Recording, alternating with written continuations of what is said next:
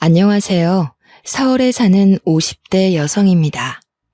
예전에는 눈만 뜨면 먹고 싶은 것도 가고 싶은 것도 많았었는데 나이가 드니 모든 것이 다 부질없다고 느껴지네요. 좋다고 소문난 곳에 가도 감동을 받기보다는 지루함 혹은 따분함이 느껴졌죠. 맛있다는 것을 먹어도 입이 즐겁기는커녕 체하는 일이 다반사라 이제는 소화제를 분신처럼 가지고 다니게 되었고요. 팔팔한 청춘일 때는 돈이 없는 노후가 제일 무서울 거라고 생각했는데요. 노년에 접어든 지금 생각해보니 하루가 다르게 늙어가는 몸뚱이가 제일 무서운 것 같습니다. 나이가 먹을수록 늘어나는 것은 생일 케이크의 초 개수만이 아니라는 것을 너무 늦게 알아버린 것이죠.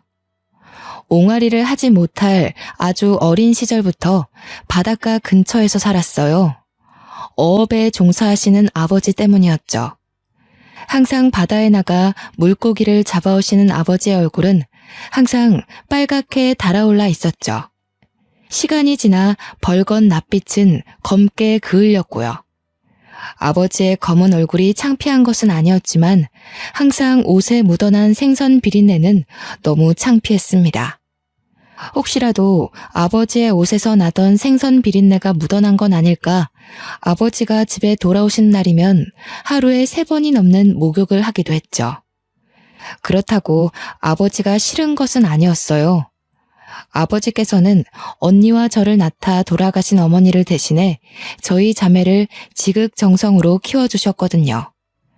아버지의 냄새를 기피하는 것은 단순히 어부의 딸이라 놀림을 받을 수도 있다는 노파심 때문이었어요.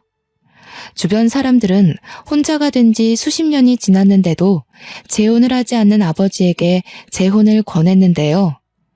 아버지께서는 끝까지 자신에게 들어온 재혼 자리를 다 거절하셨어요.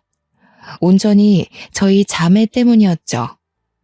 20살이 다가오고 아버지께서는 집과 가까운 곳에 있는 대학교에 가길 원하셨습니다. 물론 재혼도 하지 않고 2 딸들을 열심히 키운 노고를 생각하면 당연히 아버지 뜻을 따르는 것이 맞겠지만 그래도 제 인생에서 제일 중요한 건 스스로의 선택인 거잖아요. 저는 무슨 일이 있어도 집 근처에 있는 대학교를 가기 싫었죠. 한평생 바닷가의 소금 냄새에 절여져 살았는데 대학교까지 그 짠내를 맡으라뇨. 절대로 안 될 말이었어요. 그래서 더 악착같이 공부를 했고 기어코 서울에 있는 대학교에 가게 되었죠. 막내딸을 곁에 두고 싶어 하시던 아버지께서는 크게 아쉬워하셨지만 아버지 곁에는 듬직한 언니가 있었기에 큰 걱정은 되질 않았네요. 그렇게 가지 말라고 말리실 때는 언제고 서울에 있는 대학교를 턱하니 붙자 아버지께서는 통장을 털어 대학교 근처 작은 원룸의 전세를 얻어주셨습니다. 속을 썩이는 순간에도 자식을 생각해 주신 아버지가 너무 고맙고 또 미안하게 느껴졌죠. 그래서 대학교에 간 후에도 열심히 공부를 했어요. 아버지에게 자랑스러운 딸이 되기 위해서요. 하지만 인생은 결코 뜻대로 흘러가지 않더군요. 서울에서 누구나 들으면 알만한 학교를 나왔지만 제 위에는 날고 기는 경쟁자들이 수두룩했기에 서류를 내는 족족 낙방을 하고 말았습니다. 눈을 낮추어 그나마 문턱이 낮은 중견기업에 발을 들이려고도 했지만 그런 곳은 면접장에서 대놓고 남자를 더 선호한다며 딱 잘라 말했죠. 그렇다 보니 아무리 학벌이 좋고 성적이 좋다고 하더라도 여자에게 있어 취업의 기회는 바늘구멍에 손가락을 집어넣는 것처럼 터무니없이 힘든 일이었네요. 이렇다 보니 취업 대신 결혼을 선택하는 동기들도 심심찮게 보였는데요. 아직 취업도 못했는데 면사포를 뒤집어 쓰고 환하게 웃는 동기들을 보자 속이 쓰리더군요. 취업도 하지 못하고 그렇다고 괜찮은 사람과 결혼도 하지 못하는 제 자신이 너무 하찮고 보잘것없었거든요. 동기들의 결혼식에 다녀온 날에는 중매쟁이에게 연락이라도 해봐야 하나 고민을 했지만 그럴 때마다 고향에 계신 아버지를 떠올렸네요. 곁에 있으라는 아버지의 말을 어기면서까지 오게 된 서울인데 이룬 것이 아무것도 없이 결혼하겠다는 것은 너무 자존심 상하는 일인 거잖아요. 그래서 다시 한번 힘을 내 취업 준비를 시작했습니다.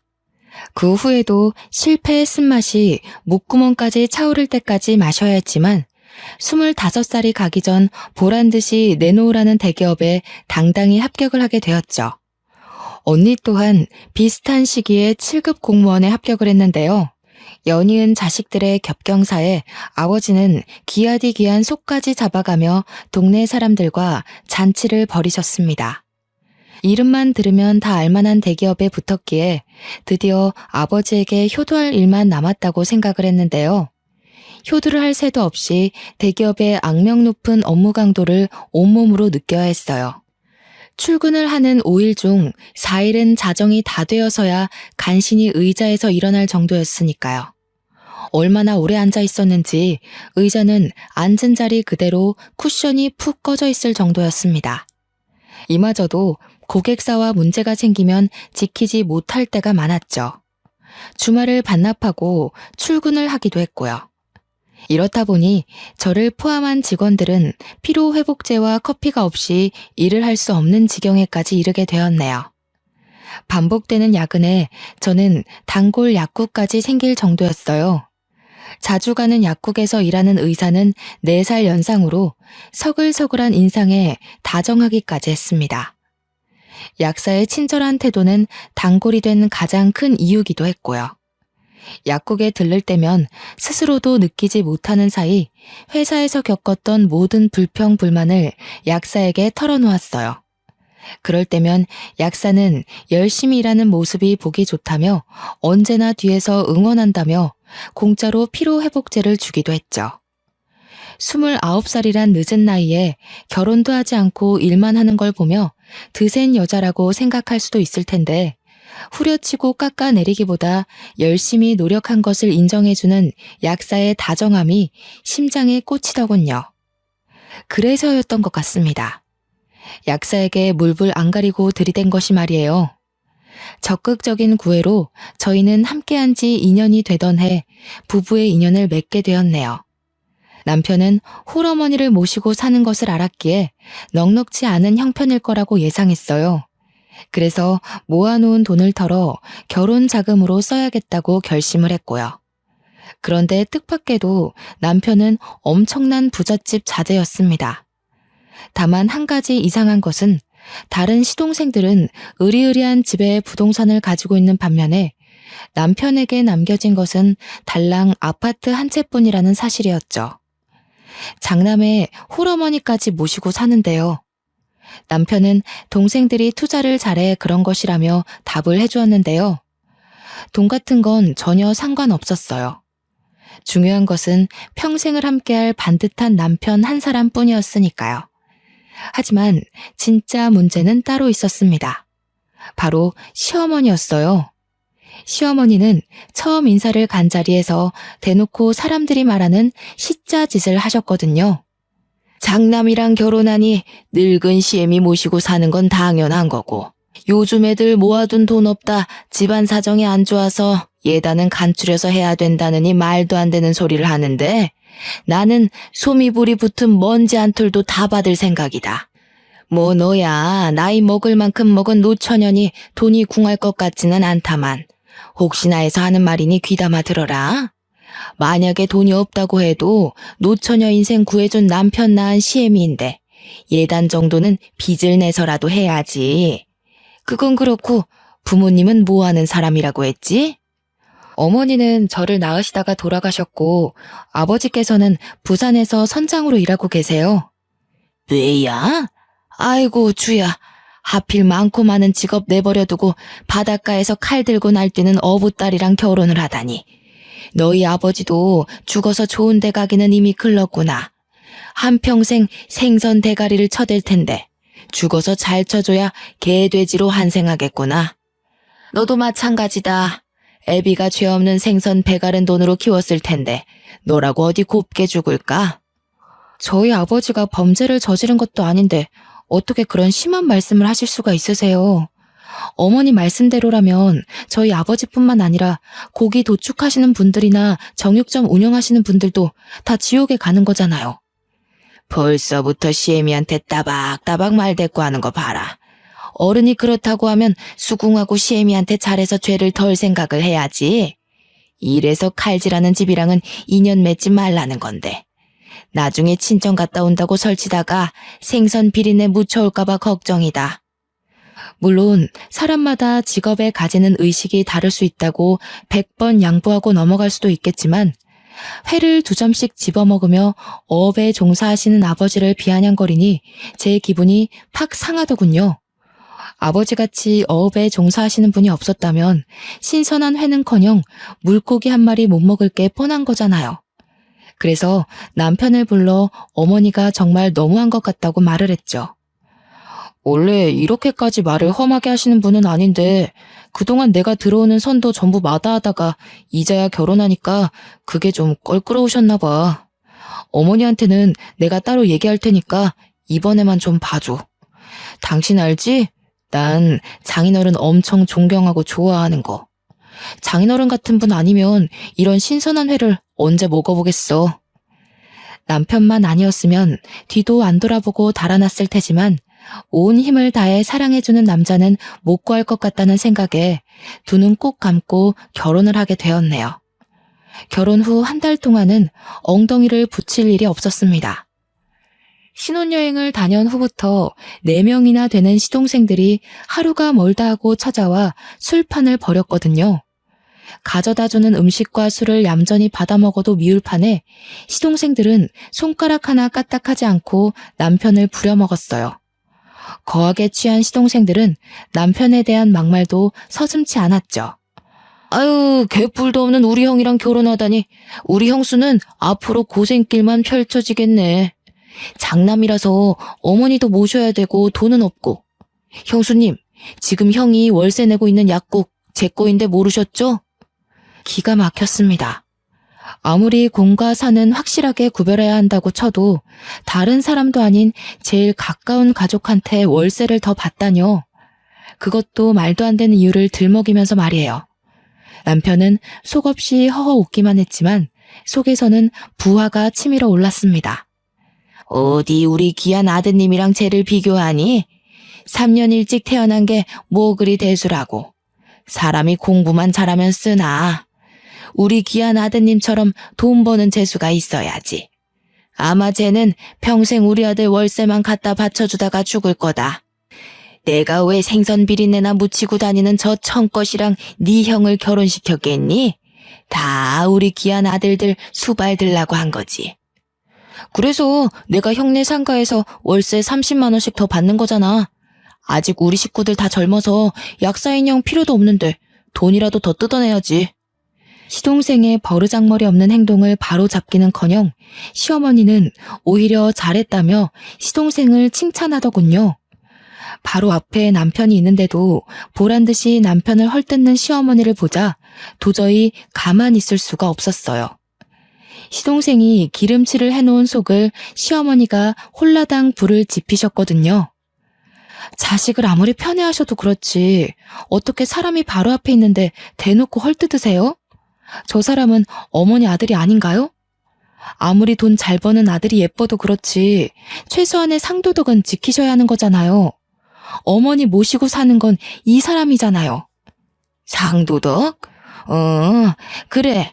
너 지금 시애미 모시고 사는 거 싫다고 시동생들 앞에서 나서면서 시위하는 게냐? 월급쟁이에 잘난 것도 없으면 시애미라도 모시고 살면서 효도할 생각을 해야지. 어디 시애미 앞에서 목소리를 높여? 어머니 말씀대로 저희 월급쟁이 생활에서 하루하루 빠듯하게 살고 있어요. 근데 그 모자란 돈으로 매번 어머니 드시고 싶은 음식 사다 바치고 가고 싶은 데 있다고 하면 사시사철 싫은 소리 한 번 안 하고 데리고 가고 어디 어머니 언니분들이랑 놀러 가는 돈은 하늘에서 뚝 떨어지나요? 다 이 사람 주머니에서 나오는 거라고요. 아니 이게 어디서 큰 소리야? 내가 내 배 아파서 낳은 아들한테 내가 키워준 값 받아먹겠다는데 그게 시동생들 다 있는 자리에서 시애미 창피 줄 만큼 잘못된 일이냐? 네가 지금 누구 덕분에 우리 집 부엌에서 앞치마 메고 서 있는데? 이래서 천한 것은 상대하지 말라는 건데. 하나밖에 없는 애비가 하는 거라고는 배 타고 나가서 그물에 걸려오는 생선이나 주워 담는 일이니. 에휴, 서로 하도 죽고 못 산다길래 붙여줬더니 시애미 말을 생선 대가리 마냥 턱턱 자르는 며느리 나도 필요 없다.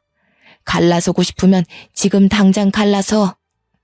시어머니는 길길이 날뛰며 정성 들여 차려놓은 술상도 엎어버렸어요. 바닥에 쏟아진 안주를 지피는 대로 던지며 입에 담지도 못할 말을 하기도 했고요. 상황이 이렇다 보니 남편이 시어머니 자식이 아닐 수도 있겠다는 생각을 하게 되었네요. 아무리 10손가락 물어 제일 아픈 손가락이 있다고는 하지만 남편은 아예 없는 손가락 취급을 한 걸요. 그래서 남편에게 혹시 숨겨진 출생의 비밀이 있냐고 물어보았습니다. 남편은 그런 것이 없다면서 고개를 저었죠.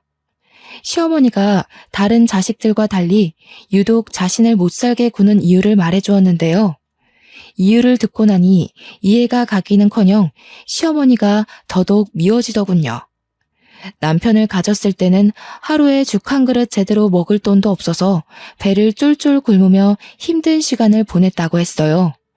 상황이 이렇다 보니 시어머니께서는 가장 힘든 순간 예고도 없이 찾아온 남편을 많이 원망했고요.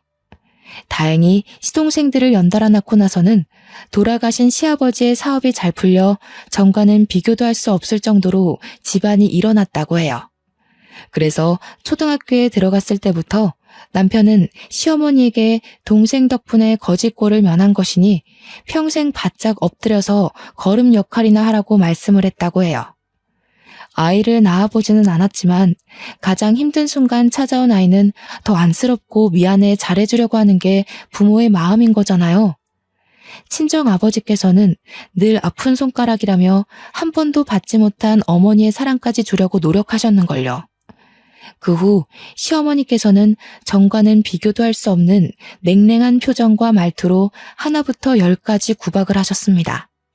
남편 대신 아침밥이라도 차려드리는 날이면 방에서 은비녀를 가지고 와서 밥에 담가보기까지 했어요.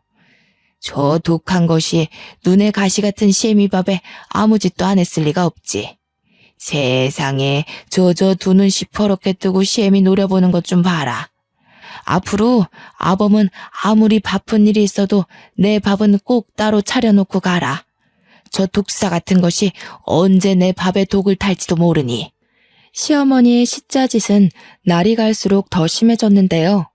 한두 번은 남편을 보며 넘어가려고 했지만 한 달이 지나고 2달이 지나도 변하지 않자 정말 피가 마를 정도로 힘들었어요.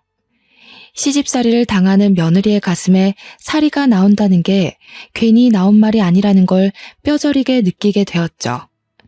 시어머니는 단식이라도 할 기세로 남편을 몰아세웠습니다. 가뜩이나 약국 때문에 새벽 출근을 하던 남편은 시어머니의 투정에 새벽 3시에 일어나기까지 했네요. 시어머니의 밥상을 차려주려고요. 천성이 순하고 정이 많은 사람인 것은 맞았지만 잠을 제대로 못 자다 보니 남편은 얼굴에 뼈가 다 드러날 정도로 말라갔어요. 그래서 돈이 좀 들더라도 가정부를 드리기로 했죠. 그러자 시어머니는 아들과 며느리가 쌍으로 무시한다며 또다시 들고 일어나셨어요. 시어머니는 날이 저물 때까지 전화기를 붙든 채로 시동생들에게 하소연을 했죠. 시어머니의 하소연을 들은 시동생들은 당연히 저희 부부를 나무랐는데요. 다른 사람이라면 몰라도 그동안 시어머니를 나몰라라 하면서 해외여행을 다니던 시동생들에게 시어머니를 잘 모시라는 말을 듣자 어이가 없었습니다. 화도 나질 않았고요. 자식된 도리는 남편에게 다 떠넘겨놓고 간섭만 하는 시동생들의 추태는 혀를 내두를 정도로 역하게 느껴졌어요. 그래서 시어머니 좀 잘 모시라며 타박하는 첫째 시동생에게 한 소리를 했죠. 네, 그동안 못난 저희 부부 때문에 어머니가 고생하시기는 했죠. 그래서 이제 어머니 안 모시려고요. 생각해보니까 얼마 되지도 않는 월급 박박 긁어서 어머니 모셔봤자 매일 밥상 없는 건 기본에 툭하면 배 타고 바다 나가는 저희 아버지 모욕까지 하시잖아요. 저희 부부가 어머니 모셔봤자 좋은 소리 나오지도 않는데 앞으로는 돈도 잘 벌고 어머니가 끔찍이도 죽고 못 사는 도련님들이 돌아가면서 어머니 모시세요. 형수님, 어머니가 몇 마디 좀 했다고 너무한 거 아닙니까? 장남이 떡하니 버티고 있는데 저희가 어머니를 왜 모셔요? 말이 안 되잖아요. 저랑 동생들이 형수네처럼 한가한 것도 아니고 남의 돈 벌겠다고 꼭두 새벽부터 나가서 해질 때까지 일하고 들어오는데 도련님 눈에는 그동안 한가한 거로 보였나 봐요? 저희 부부는 남의 집 살이하느라 그런 생각은 꿈에도 못하는데 도련님도 이 핑계 저 핑계 대면서 놀러 다닐 생각만 하지 마시고 이번 기회에 어머니한테 효도나 하세요. 아무리 그래도 집에 장남이 떡하니 자리 잡고 있는데 차남이 나서서 어머니를 모시다니요. 말이 안 되죠. 자꾸 장남거리는데 그동안 저희 남편 덕에 편하게 사셨으니 이제라도 자식된 도리 하셔야죠. 장남이 부모님 모셔야 된다고 법이 정해져 있는 것도 아닌데. 시어머니를 모시는 것은 싫었는지 시동생은 자꾸만 장남을 운운하며 시어머니를 모시고 가는 걸 회피했어요. 그래서 친절하게 어머니를 직접 댁까지 모셔다 드렸죠. 아무리 남편을 사랑한다고 해도 한평생을 시어머니와 시동생들에게 천대를 받으며 살고 싶지는 않았거든요. 시어머니를 모시고 간 지 일주일도 되지 않아 첫째 시동생은 전화 소리가 끊기지 않도록 연락을 해왔습니다. 집사람과 이혼할지도 모르니 당장 시어머니를 모시고 가라면서요. 저는 곧 죽어가는 목소리로 앓는 소리를 하는 시동생에게 제안을 했죠. 시어머니를 모시는 조건으로 약국의 월세를 받지 말라고요. 시어머니를 모시는 것이 어지간히 싫었는지 첫째 시동생은 바로 월세를 안 받겠다고 약속을 했네요. 다시 집으로 돌아온 시어머니는 어떻게든 트집을 잡으려 노력을 했는데요. 딱히 트집 잡을 것이 없자 엉뚱한 곳을 꼬집으며 저희 부부를 곤란하게 만들었습니다. 손주 보는 것에는 별 관심도 없던 시어머니는 결혼한 지 4년이 지났는데 왜 애소식이 없냐며 닥달을 했어요. 시어머니의 간섭에 저희는 몹시 불편해졌죠. 사실 저희 부부는 결혼 후에도 아이는 낳지 않겠다고 약속을 했거든요. 친정 어머니께서도 저를 낳다가 돌아가셨기에 저희 자매는 출산에 대한 두려움이 있었는데요. 차마 시어머니에게는 이 이야기를 못하겠더라고요. 또 노발대발하실 게 뻔하잖아요. 시어머니께서는 부부 침실에 들어오는 것도 서슴지 않아 하시며 빨리 애를 낳으라고 닥달하셨습니다. 남편이 그러지 말라고 말려보았지만 효과는 하루 이틀 뿐이었어요. 아이에 대한 스트레스가 깊어질 때쯤 후원단체에서 전화가 걸려왔죠. 결혼 후 꾸준하게 후원을 하고 있던 아이의 부모님이 돌아가시고 친인척도 없이 고아원에 들어가게 된다고요. 전화를 끊은 후에는 가슴에 돌덩이를 얹은 것 마냥 마음이 무거웠네요.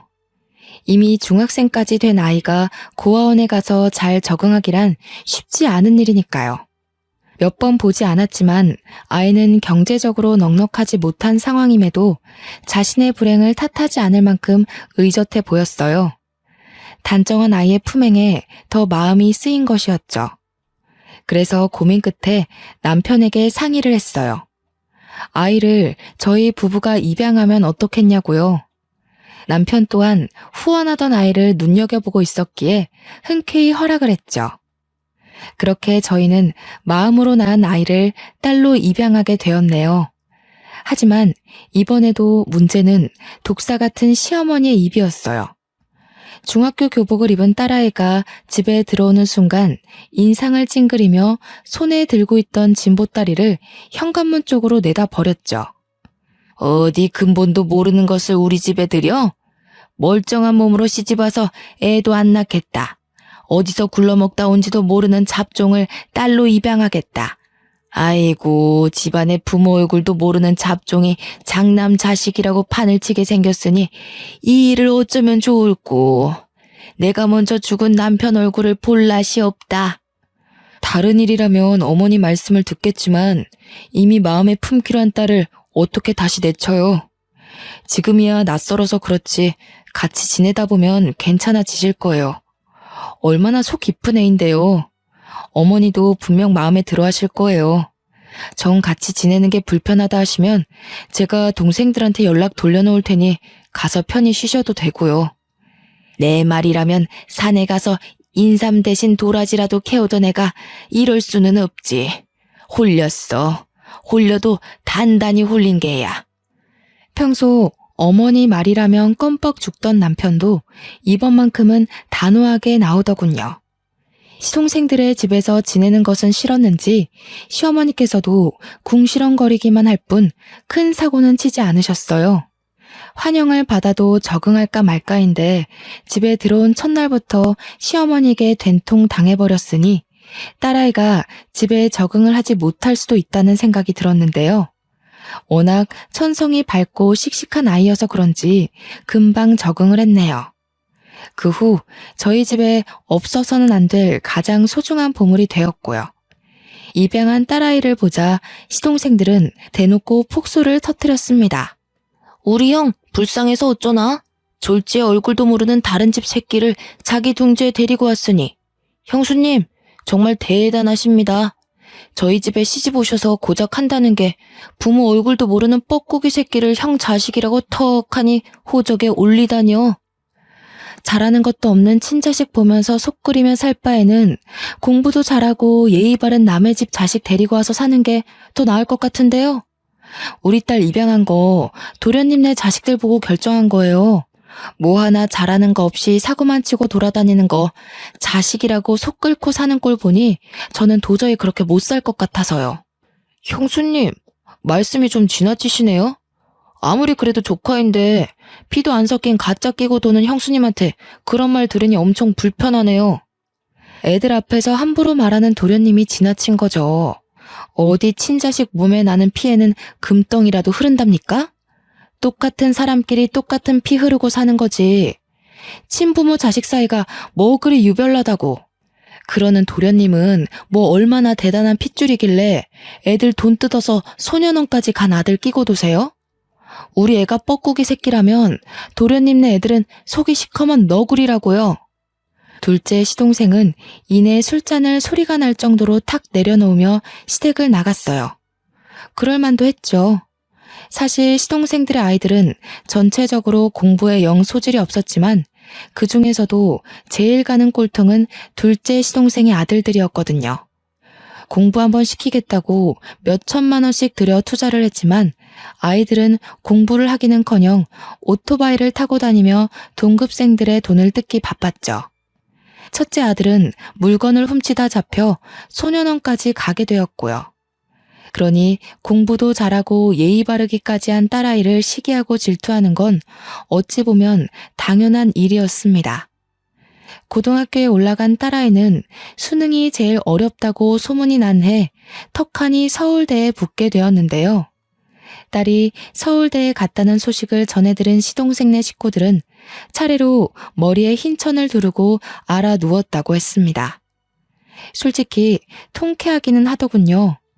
돈이 많다고 건물 월세며 집안 행사며 배짱을 부리던 시동생들을 딸아이 덕분에 한 방 먹인 거나 다름이 없잖아요. 그 후 딸아이의 인생은 탄탄대로였습니다. 서울대 사범대를 졸업한 딸은 낙방하는 일 없이 연이어 임용고시에도 턱하니 합격을 했으니까요. 딸아이는 25살이란 어린 나이에 알아주는 사립중학교의 교사로 발령을 받았죠. 혼자서 모든 일을 씩씩하게 헤쳐나간 딸아이를 볼 때면 그저 흐뭇할 따름이었습니다.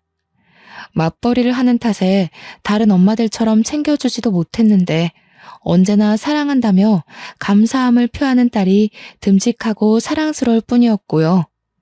꽃다운 나이에 꽃보다 더 빛나는 직장을 가진 딸아이에게 정말 좋은 남자를 붙여주고 싶었어요.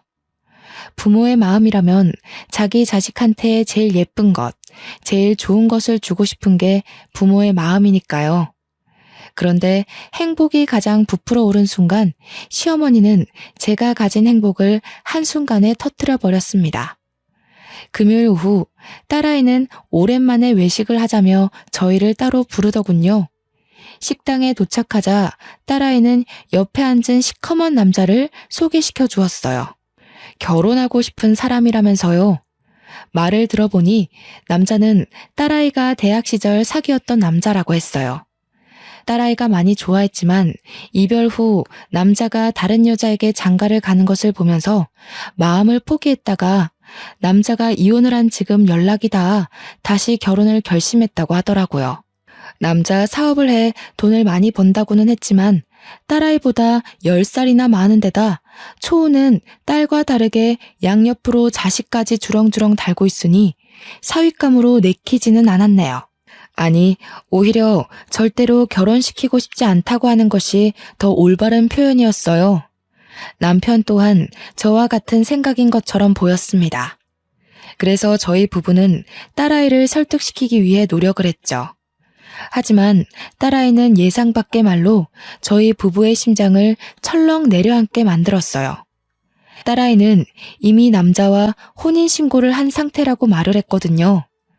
깜짝 놀라며 그게 무슨 말이냐고 되묻자 딸아이는 시어머니의 권유로 혼인신고를 먼저 했다고 하더군요. 저희 부부가 반대할 수도 있다면서요. 분명 남자에게 돈이 많다는 이야기를 듣고 어떻게 해서든 딸아이를 결혼시켜 한몫 단단히 챙길 요령이었던 것이죠. 말하지 않아도 시어머니의 시커먼 속내쯤은 알 수 있었습니다. 그래서 며느리의 도리 같은 것은 잊은 채 시어머니에게 바락바락 대들었죠. 그깟 돈이 얼마나 대단하기에 소중한 딸아이의 인생을 망치냐고요. 부모도 모르는 잡종한테 그만하면 과분한 신랑감이지. 어디 진짜 부모가 누구인지 알지도 못하는 잡종한테 장가들려는 남자가 있을 거나 같으냐? 그나마 애라도 딸린 첩실자리니까 결혼이라도 해주는 거지. 시집도 못 가고 사람들한테 뜯어먹힐 잡종 결혼시켜줬더니 내가 별소리를 다 듣는구나. 그래도 네가 이렇게 길길이 날뛰는 모습 보니 밤에 잠은 잘 오겠다. 시간을 돌릴 수만 있다면 과거로가 절대 그 남자를 만나지 말라고 딸아이에게 말해주고 싶었어요. 하지만 그럴 수 없길래 쓰린 속을 부여잡고 끙끙 앓을 뿐이었죠. 딸아이 또한 정말 사랑한다고 말했고 결국 울며 겨자 먹는 심정으로 딸아이의 결혼식에 참가하고 말았네요. 딸아이가 신혼여행을 간 후 저희 부부는 편하게 잠에 들지 못했어요. 모두가 자신의 탓이라며 스스로를 자책한 뿐이었고요. 신혼여행을 다녀온 후 딸아이는 사위가 마련한 집에 들어가서 살았습니다. 그런데 막상 딸과 떨어져 살려니 아쉬움이 몰려오더군요. 기껏해야 10년 조금 넘게 데리고 살았던 딸이 벌써 곁을 떠난다는 사실이 미안함과 쓸쓸함이 한꺼번에 몰려왔어요.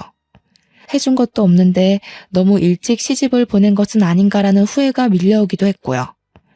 한 번 이혼을 했다고 해서 색안경을 끼고 봤지만 그래도 사위는 딸아이에게 잘해주려 노력을 하는 모양이었어요. 2시간이나 떨어진 곳에 살면서도 한 달에 한 번씩 딸아이와 함께 집에 들렸죠. 그래서 저 또한 좋은 장모, 너그러운 할머니가 되기 위해 노력을 했습니다. 하지만 딸아이가 오는 횟수가 늘어나자 시어머니는 멀쩡한 머리에 흰 천을 감으며 잡종들이 하도 많아 머리가 지끈거린다고 했어요. 그 한마디에 시어머니의 눈치를 보던 딸아이는 앞으로 집에 오지 않겠다고 말을 했고요. 곧 죽어도 딸아이를 쳐다보지도 않는 시어머니가 참 밉기도 했지만 딸아이 또한 원래부터 시어머니를 불편해했기에 앞으로는 저희 부부가 딸아이의 신혼집을 가는 것으로 합의를 보았죠. 사위 또한 흔쾌히 허락을 했기에 신혼집에 방문할 때면 딸아이가 좋아하는 반찬을 바리바리 싸들고 갔습니다. 그런데 신혼집에 갈 때마다 이상하게 느낀 점이 하나 있었어요. 딸아이가 점점 말라간다는 것이었죠. 사람은 행복하면 얼굴에 살이 오른다는데 딸아이는 그 반대였거든요. 한 해가 다르게 홀쭉해져 딸아이를 보는 것 참 마음 아픈 일이었습니다. 그래서 날을 잡고 딸아이와 함께 단둘이서 시간을 보내게 되었네요. 드라이브도 하고 싱싱한 회도 먹이자 딸아이의 표정은 한결 밝아지더군요. 예전 같이 살 때처럼 말이에요. 딸아이의 풀어진 표정을 보며 조심스럽게 물어보았습니다. 혹시 남편이랑 사이가 안 좋은 거냐고요. 노파심의 한 말이었지만 딸아이는 잘해주고 있으니 너무 걱정하지 말라는 말만 했기에 그저 답답할 뿐이었네요. 그렇게 잘 놀고 딸아이를 아파트 단지에 내려다 주었을 때였어요. 다시 안전벨트를 매고 시동을 키려는 순간 사위가 다른 여자를 끌어안고 있는 것을 목격하고 말았죠. 손은 바들바들 떨렸고 숨은 제대로 쉬지도 못할 만큼 가빠졌습니다. 머리는 짙은 해무가 낀 것처럼 혼란스러웠지만 사위의 불륜 현장을 봐버린 몸은 그대로 안전벨트를 풀고 달려나가 낯선 여자의 허리에 손을 올린 사위의 멱살을 잡아 올렸죠. 한평생 사람이 지칠 채통은 유지하고 살았다 생각했지만 떡하니 다른 여자의 립스틱 자국이 묻은 사위의 얼굴을 보자 도저히 맨정신으로 유지할 수가 없더군요. 눈이 뒤집혀 달려든다는 것이 어떤 의미인지 제대로 알게 되었고요. 자네 지금 제정신인가? 다른 데도 아니고 버젓이 우리 딸이 살고 있는 아파트에서 어떻게 다른 여자랑 이런 파렴치한 짓을 할 수 있어? 내가 우리 딸 없는 사이에 바람이나 피라고 결혼시킨 줄 알아? 그럼 이혼시키세요. 저도 그쪽 딸한테 미련 없어요. 결혼한 것도 맹추같이 집에 들어앉아서 애들이나 키우라고 한 거예요. 고아라고 해서 입맛대로 버무릴 수 있는 것 같아서 데려왔더니만 양부모라고 있는 건 문어마냥 달라붙어 있으니 양부모가 장모님같이 유난 떠는 사람이었는지 알면 애초에 결혼하지도 않았어요. 이게 끝까지 장모 앞에서도 이렇게 방자하게 구는데 우리 딸한테는 얼마나 구박을 했을지 뻔하지. 나도 자네같이 몰상식하고 더럽게 굴러다니는 사람이랑 계속 살게 할 생각 없어. 당장 이혼소송 들어갈 거니까 그런 줄 알고 우리 딸 인생 망친 값으로 팬티 한 장 살 돈 없이 쫓겨나게 해줄 테니까 기대하게. 당장이라도 뻔뻔한 낯짝으로 거들먹거리는 사위에게 뺨을 날리고 싶었지만 꾹 참았습니다. 혹시라도 이혼 소송을 하는 중에 딸아이에게 불리하게 돌아가면 안 되잖아요. 그래서 사위의 멱살을 내팽개치고 딸아이에게 갔어요. 딸아이는 당황한 얼굴로 문을 열어주었는데요. 그동안 사위의 바람기를 참고 산 거냐고 묻자 왈칵 눈물을 흘리더군요. 딸아이는 자신이 선택한 것이니 저희 부부에게 못난 모습을 보이기 싫어 그동안 꾹 참고 살았다고 하네요. 부모 자식 간의 못난 모습 보일 수도 있는 거지. 짐 쌀 것도 없다. 더러운 집구석에 있던 짐 같은 거 필요도 없어. 당장 나와. 자식 입에서 피해를 끼치는 게 미안하다는 말은 가뜩이나 말라있던 가슴을 후빌 정도로 속이 아려왔어요. 친자식처럼 키운다고 노력했는데 눈칫밥을 먹게 했으니까요. 딸아이의 손을 잡아 끌었는데요. 그 사이 사위의 자식들은 고기 반찬을 내놓으라며 밥그릇을 던지고 난리를 피웠어요. 인간 같지 않은 사위와 똑같이 구는 애들을 보자 그나마 있던 정도 털리는 기분이었고요. 친엄마도 아닌데 이 정도로 먹여주고 입혀줬으면 고마운 줄을 알아야지. 어디 지혜비랑 똑같이 행패를 부려? 정 고기 반찬이 먹고 싶거든 너희 아빠한테나 그렇게 밥그릇 던지고 소리 질러라. 귀한 우리 딸한테 그러지 말고. 집에 간 후에는 남편에게 모든 사실을 말했습니다. 남편은 당장 이혼을 하라며 길길이 날뛰었죠. 그 후 저희 부부는 합심하여 사위의 불륜 증거를 잡고 비싸다고 소문난 이혼 전문 변호사를 고용했어요. 다행히 사위의 올바르지 못한 행실이 그대로 드러났기에 딸아이는 두둑한 위자료를 받으며 이혼을 할 수 있었습니다. 물론 딸아이가 당한 고통에 비하면 이 정도의 위자료는 성에 차지도 않지만 그래도 할 수 있는 한 딸아이의 눈에서 피눈물을 쏟은 대가를 톡톡히 치르게 하고 싶었어요. 이혼 후 딸아이는 집 근처 오피스텔을 얻어 자주 왕래하면서 지냈는데요. 저희 부부가 들락날락거리며 살핀 덕분인지 딸아이는 금세 이혼의 아픔을 훌훌 떨고 일어났어요. 전처럼 활기차게 생활하기도 했고요.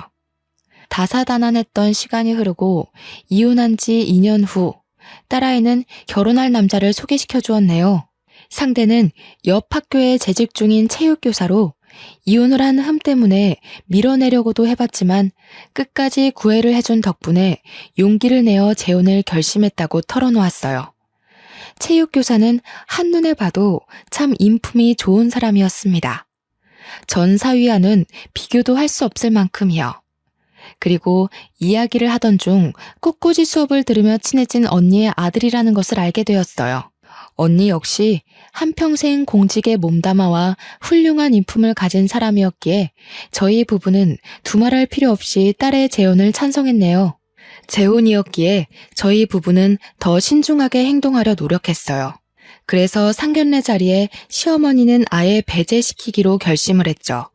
또 이상한 말로 사돈이 될 언니의 심기를 건드리면 안 되잖아요. 숨기려고 숨겼지만 몰래 핸드폰을 훔쳐보는 시어머니 때문에 딸의 재혼을 결심했다는 것도 일주일 후 상견례를 한다는 것도 알게 되었는데요.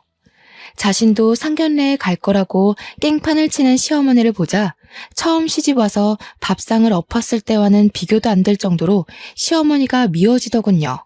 신랑이 끝에 가만히 자리만 지킨다는 조건으로 시어머니 또한 상견례에 참석을 시켰죠.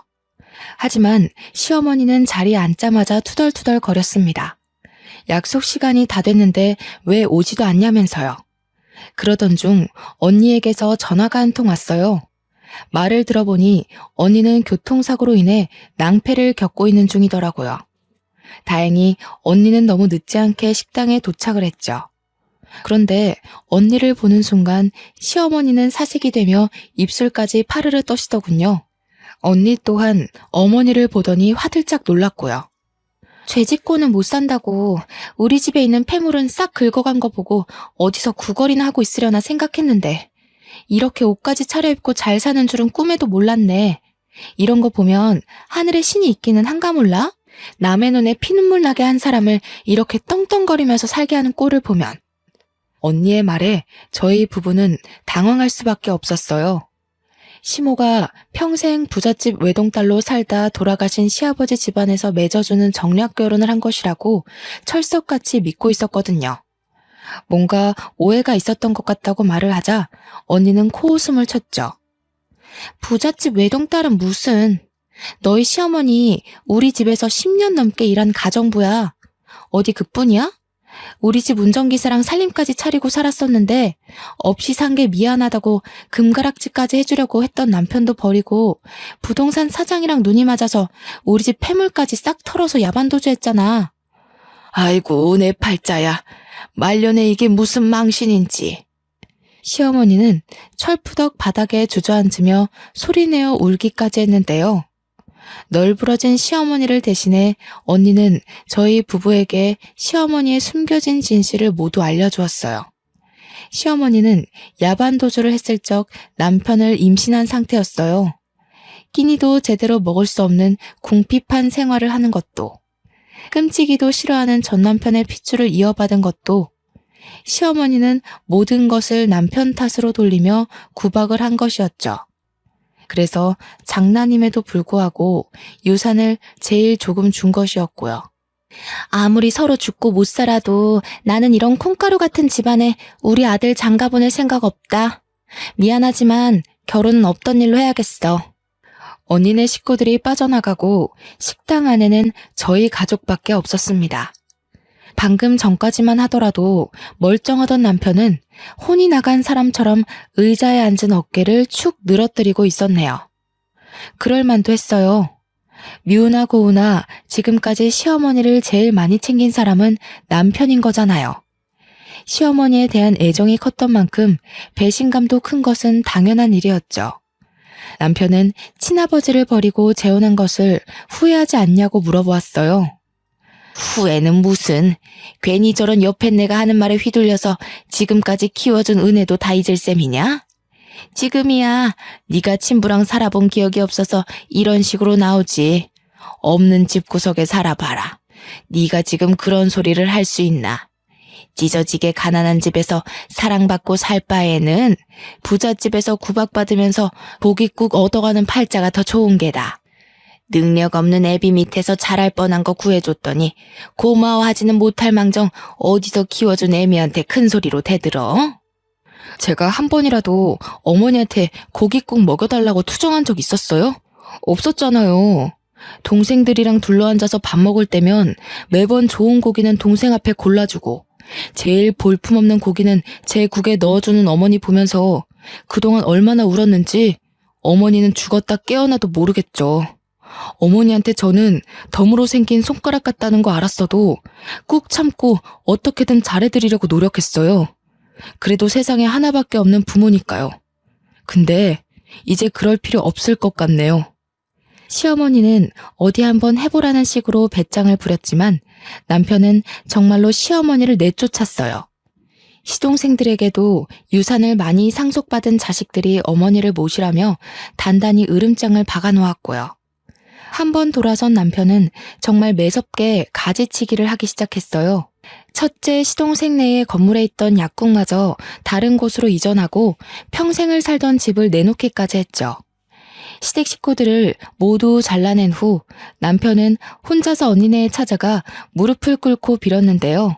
처음에는 시어머니가 저지른 만행 때문에 남편을 본체만 채했지만 끝낸 남편의 진심을 알아주었고 결국 저희 딸아이는 무사히 재혼을 할 수 있었네요.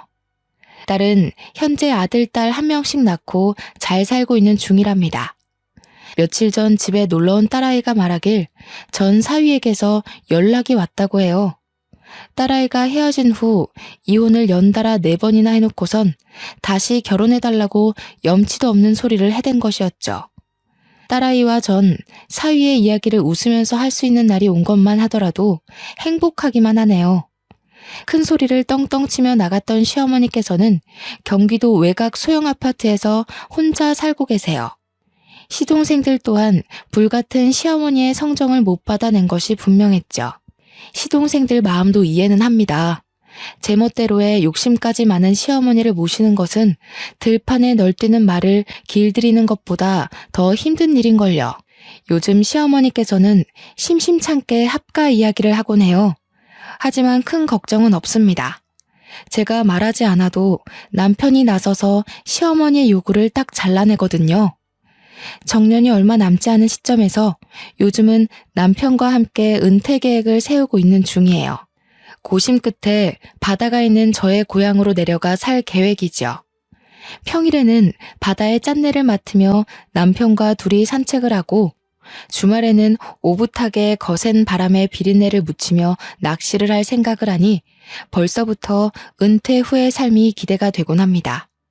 소박하지만 즐거운 일상을 같이 보낼 사람이 있다는 것이 얼마나 감사한 일인지 뼈저리게 깨닫고 있는 중이고요.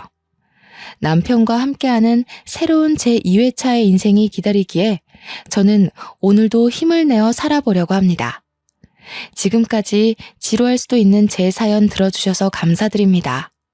사연을 경청해주신 여러분들 언제나 행복하세요.